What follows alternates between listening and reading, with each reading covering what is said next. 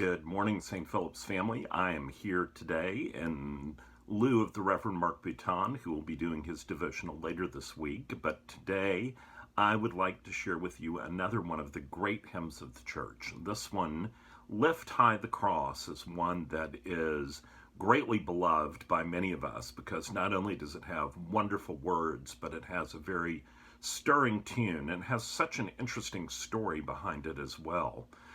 The author of this hymn was the Reverend George Kitchin, who was the son of a clergyman in England born back in 1827.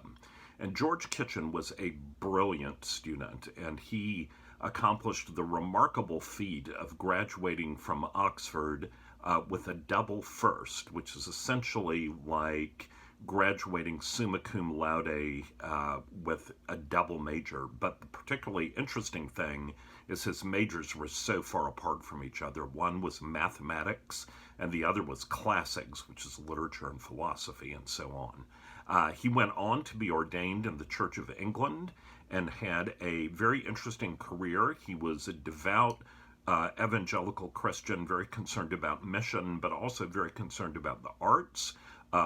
Very involved with the Pre-Raphaelite Brotherhood, close friends with John Ruskin, also interested in women's education, became one of the founders of Somerville College, the first college for women at Oxford.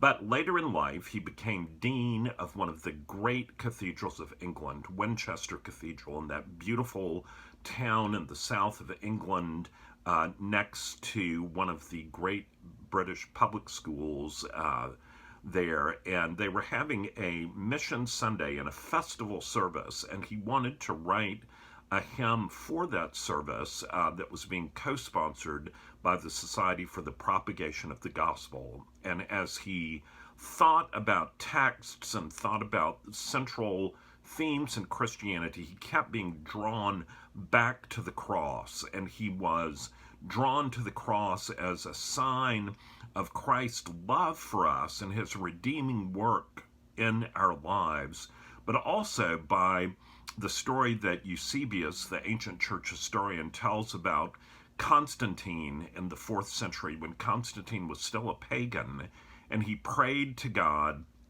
that if he was real, he would give him a sign. And Constantine saw a vision of a cross in the clouds and heard the words, in hoc signo vinces, in this sign conquer. And so Kitchin draws on these words.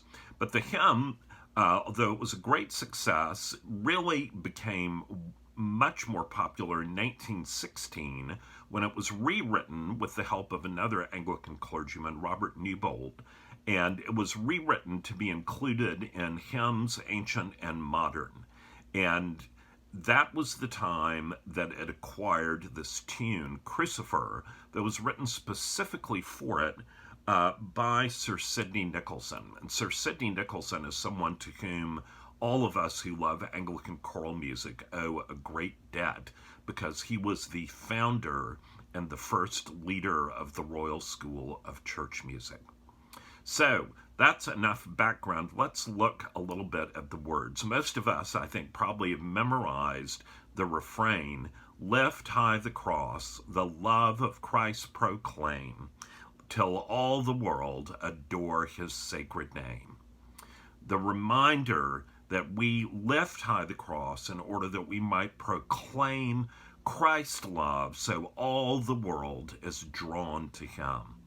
And then the first stanza, led on their way by this triumphant sign, the hosts of God in conquering ranks combine. And this uses that image of the hosts of God being like a mighty army, but it's not an army of violence. It is an army whose weapon is love, drawing the world to the cross, drawing the world to Jesus by proclaiming his love. And then the next stanza, each newborn servant of the crucified bears on the brow the seal of him who died. And this is a reminder of what happens to us in the sacrament of baptism, that the priest takes the oil and makes the sign of the cross on our forehead to remind us that we belong to Jesus, that we are marked as Christ's own and sealed by the Holy Spirit to be part of his kingdom. And it is a reminder that it is a kingdom based on the cross, one where we are to die to self daily as we seek to follow after Jesus.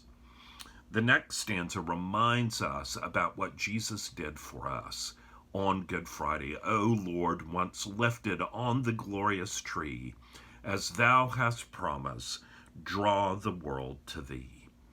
It is a beautiful example of Jesus's love on the cross being lifted up. As Jesus said, referencing Moses and the serpent, but he said, even so, the Son of Man must be lifted up, and that he will draw all the world to himself. So that makes it particularly appropriate. You can understand why it was a great hymn for the Society for the Propagation of the Gospel and for that festival service in the Mission Sunday at Winchester Cathedral. And it closes with these great lines, so shall our song of triumph ever be, praise to the crucified for victory. And then back to lift high the cross, the love of Christ proclaim, till all the world adore his sacred name.